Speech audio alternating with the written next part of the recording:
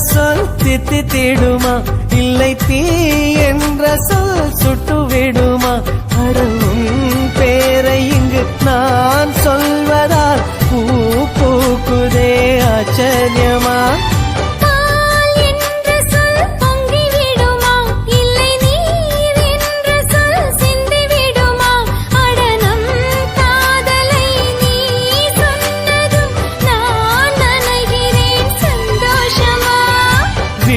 கடிதம் போடும், அதை இதயம் படித்து ரசிக்கும். இது மௌன ராகமா, மயக்க வேதமா, காதல் கேள்வி கேட்கும். அடிய நார்களே அடியே